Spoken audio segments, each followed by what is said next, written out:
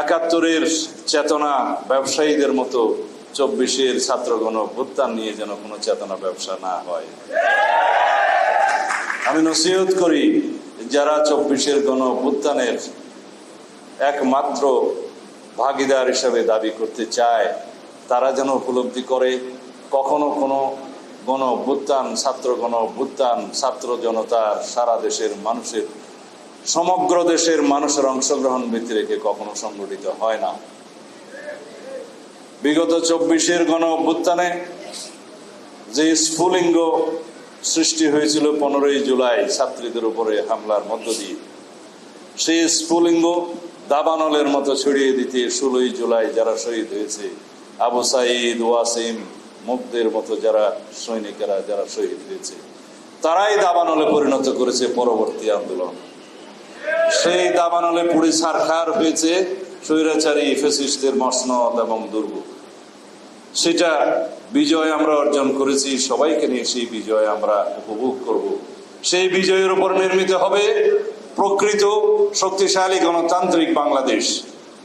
শহীদের স্বপ্ন ছিল বৈষম্যহীন মানবিক মর্যাদা ভিত্তিক সাম্যের বাংলাদেশ।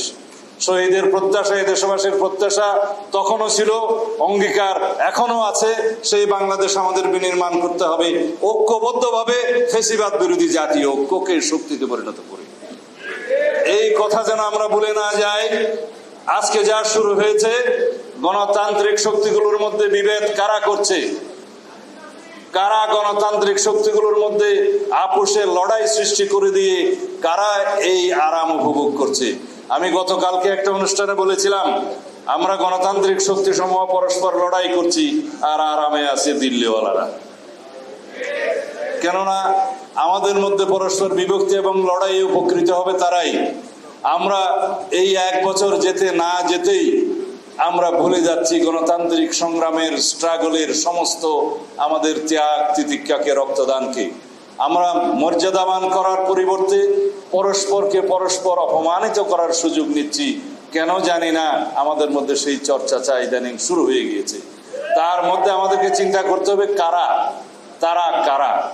তারা ওরাই যারা আমাদের ভিতরে বিভক্তির মধ্য দিয়ে সুযোগ নেবে, তারা ওরাই যারা বাংলাদেশকে গণতান্ত্রিক রাষ্ট্র বিনির্মাণ করতে দিতে চায় না।